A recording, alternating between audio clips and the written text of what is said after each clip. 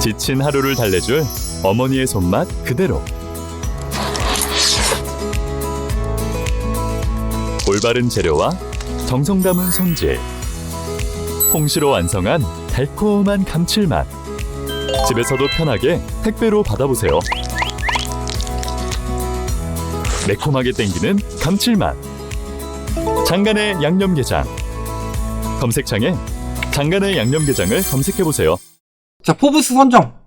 이런 거 보통 드립이죠.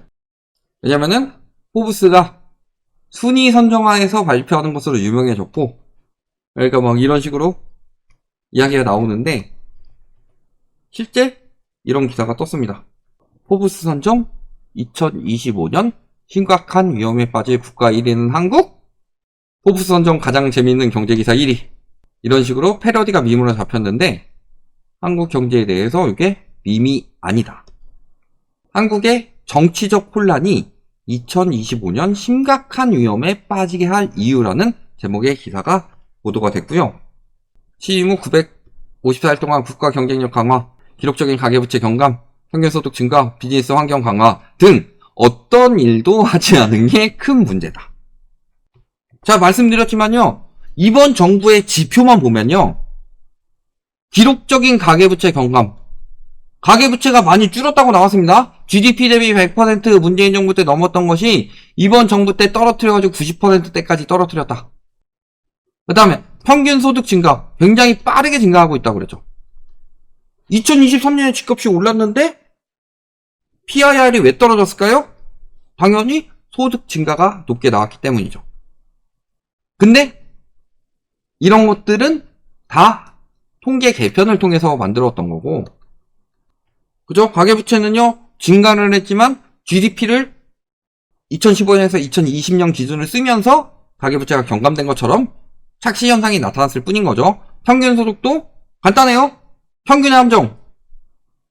여기서 여기까지 평균을 내요? 그럼 평균이 한 요 정도 나와. 근데 내가 평균을 높이고 싶어. 그래서요, 요 정도만 평균을 뽑도록 만들어요. 평균이 이렇게 올라가죠.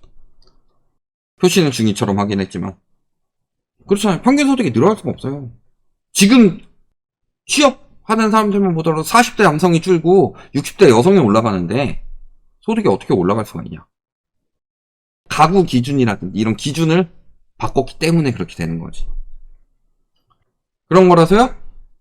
정부에서는 자, 부채 잡았다고 했죠. 이번에 윤석열 정부 국민께 드리는 말씀.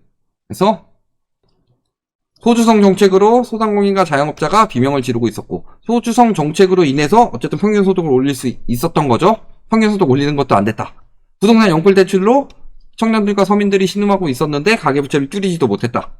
근데 활력을 되찾고 온기가 퍼져나가는 모습이며 막 이런 이야기를 하죠. 그러니까 제가 봤을 때는요, 대통령이요 저렇게 된 부분도요 오로지 대통령 탓일까 이런 생각도 있습니다. 자, 생각해보세요. 제가 대통령이라고 해서 계엄을 한다고 해봅시다. 제가 계엄한다고 그러면은 여기에 있는 수정님하고 딱밤님하고 바로 쌍욕하면서 뭐 A님하고 막 이런 분들, 고인물들 바로 쌍욕하면서 구독 끊어버리고 딴 데 가서 욕하실 거예요. 그렇게 해주는 사람들이 있어야죠, 근처에. 옳은 이야기를 해주는 사람들이 있어야 되는데 통계에 이렇게 돼가지고 잘 되고 있습니다 주변에서 싸바 하고 있으니까 대통령도 그렇게 생각할 수밖에 없다. 이런 부분도 저는 생각이 듭니다. 그런 거고, 그런 것처럼 여기에다가 무모한 계엄령, 적어도 계엄령을 말릴 사람이 적어도 몇 명은 있었어야지. 그렇잖아요. 그러니까 할까 말까라고 하면 당연히 하지 말라고 했을 테고, 한다라고 선언했으면 앞니를 뽑고 날라차기를 할 거 아니에요. 근데 주변에 그런 사람들 없으니까. 아, 바다님도 있고. 그래서 최악의 자해적 정치적 상처 중 하나고, 이런 것 때문에 위험하다. 그래서 환율 1,500원 향해 달리고 있고, 코스피는 2,400을 위협하고 있고, 실제 며칠 전에 환율은 1,480원을 돌파했었고, 코스피는 2,400이 장중 붕괴된 적이 있었죠. 그런 것처럼 포브스에서 직접 이야기를 했습니다. 그래서 요 이동 평균선 아래에서 매수하면 안 되는데 평균 2,645인데 지금 2,400 왔다 갔다 하고 있고, 삼성전자 7만 1,000원인데 지금 5만 원대와 5만 전자죠. 이런 상황이에요. 그러니까 실제 포브스가 이렇게 이야기를 한 거고, 제가 저거를 기사를 직접 찾아봤습니다. 이게 포브스에서 직접 낸 기사입니다. 포브스. 한국의 정치적 혼란이 2025년 심각한 위험을 빠뜨리는 이유 해가지고, 한국의 인플레이션은 미국에서 1분에 이르기까지 결코 높은 수준에 도달하지 못했고, 근데 무모한 계엄령이 내려졌고 탄핵을 포함하여 예측할 수 없는 방법으로 한국 주식회사를 계속 뒤흔들고 있다. 서울을 혼란에 빠뜨린 한국의 부끄럽고 드라마로 가득 찬 정치적 배경이다. 정치적 요소가 굉장히 크단 소리예요.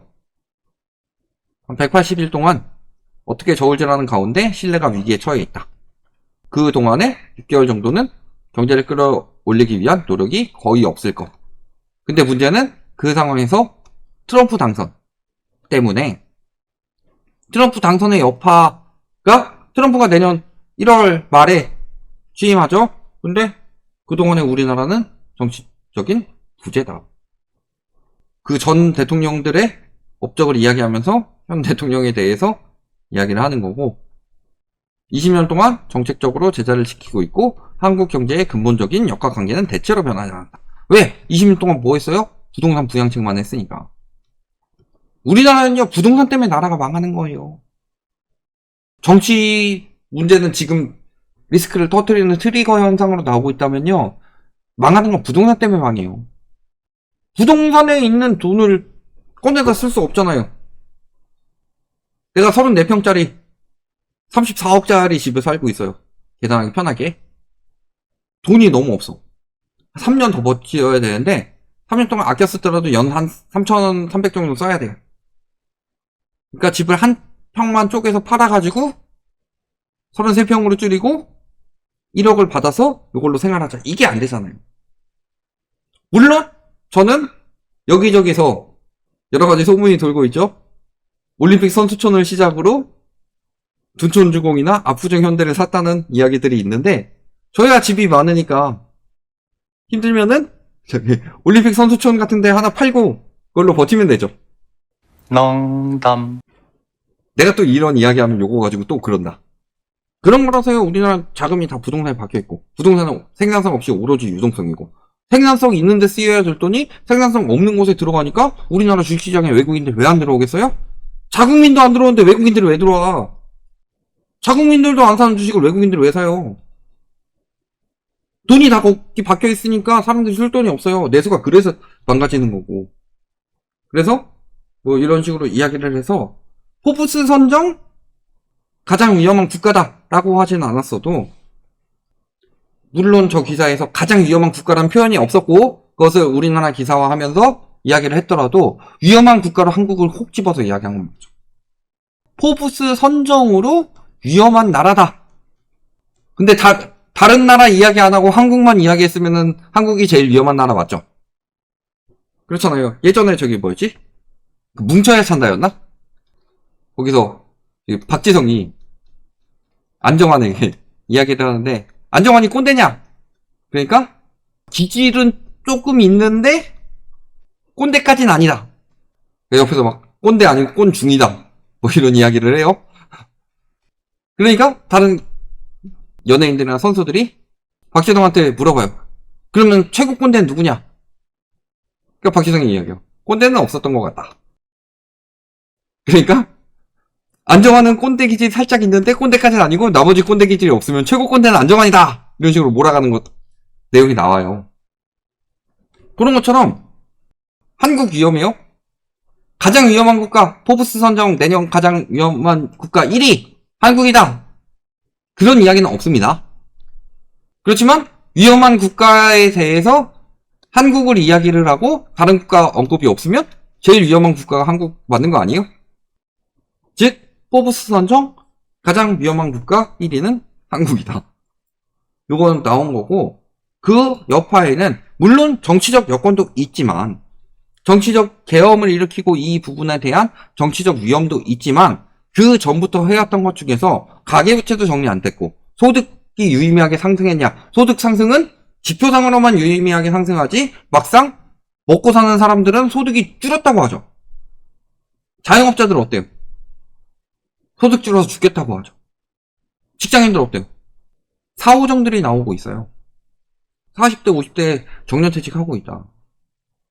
취업자 수가 늘어나고 있다고 하는데 취업자 수가 10만 늘어나는데 60대 이상이 20만, 30만 늘어나고 있어요. 그런 상황이니까 그 전에 있었던 일들에 대해서 가계부채 정리 안 됐고 소득도 안 늘어났고 경제 구조가 바뀌지도 않았다. 이런 이야기를 외부에서 하고 있는 거고 이것은 우리나라의 리스크가 맞는데 여기서 정치적 부재 리스크까지 나왔다. 그러니까 가끔 그런 얘기예요. 민주당이 탄핵해가지고 정치적 부재 나와서 경제 위기를 만들었다. 계엄까지 일으켰는데 자정작용으로 이렇게 탄핵하고 뭐 이런 현상이 나타나지 않았으면요. 이미 환율은 1,500원에서 1,600원 나왔을 거다.